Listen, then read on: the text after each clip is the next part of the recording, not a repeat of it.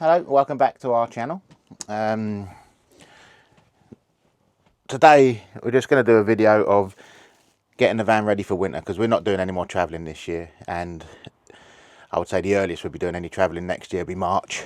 So we're getting it ready for the winter, so make sure that we don't have any problems apart from the flat battery we got, but I will sort that out when I need to. Strange actually, because I got into the car this morning and that's got a flat battery as well. It started up and then all the warning lights come on, so I thought I'm taking it around to the garage, and he said, yeah, you've got a dead battery. Apparently he was meant to be getting 760 amps and I was getting 120. But that's not about the motorhome. So we're just going to go through a few things. We've got 1, 2, 3, 4, 5, 6, 7, 8, 9 little things that we're going to do to have the van ready for winter. I'm going to record myself doing it. Well, Mum's going to record me. And then hopefully you'll find it useful, because it is quite important. You don't want any mishaps like water pipes bursting because they freeze up, and because that costs an arm and a leg. And because of the nature of motorhomes, insurance companies might not look to pay out, because obviously if you're not using your van, you should make sure it's suitably safe. Yeah, see, she's useful for some things. So yeah, so we're going to get on with that, and just like I said, there's 9 little things we do when I think most people do, but if you are new to this and you've come across this, hopefully this will help you, because that's what we done. It was videos when we first come to this and asking people we'd met through the years and that. So yeah, so we'll get on with the first one, which will be outside the van, and that is making sure your grey waste tank is empty. So join us outside at the van. Right, so for your grey waste, that will be a little tap on the outside of your van. Some of your freshwater taps will be on the outside of the vans, but ours isn't. I'll show you where ours is in a minute. So yeah, you just twist that to open when it wants to. There we go. Ours is empty anyway, and that will just trickle out. You just leave that and leave it open, just in case any water gets in through the winter.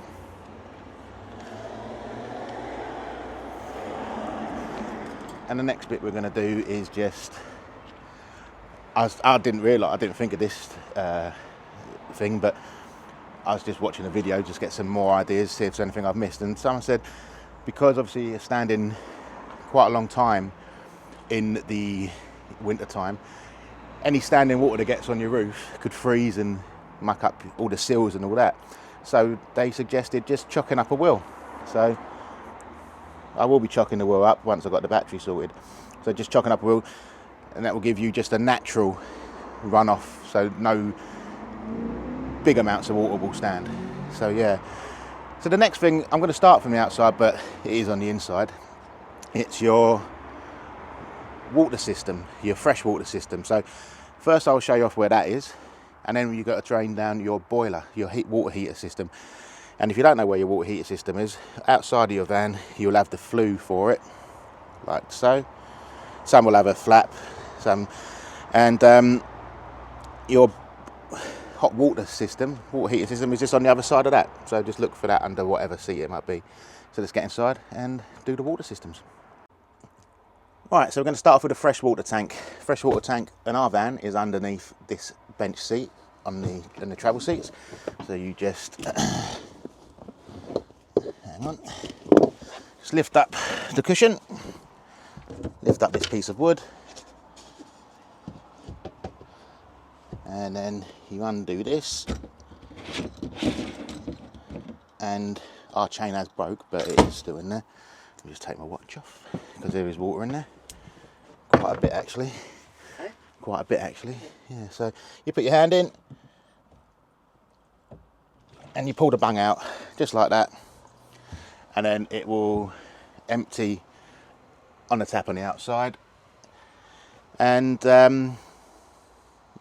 I would say maybe leave your bung out through the winter. Just leave it in a place that you remember where you put it, just in case you get condensation that gets in there, and that will just run away.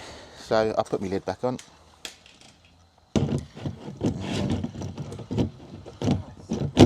That's that. Yeah, we had about half a tank in there. Yeah.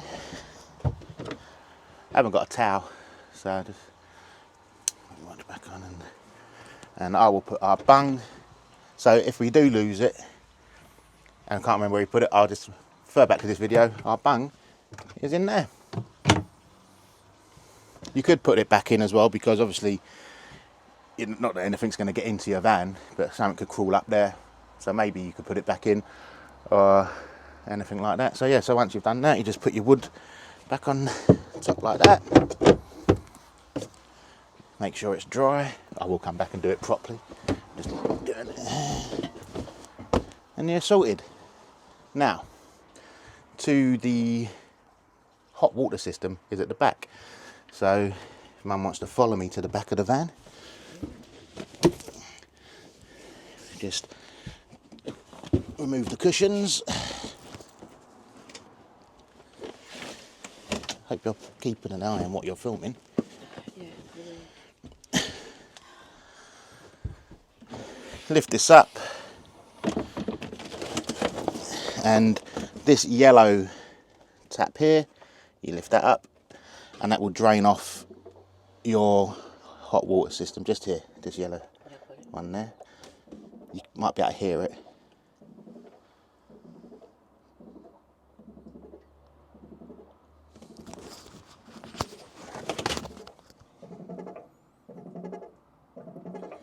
So you can hear that draining off.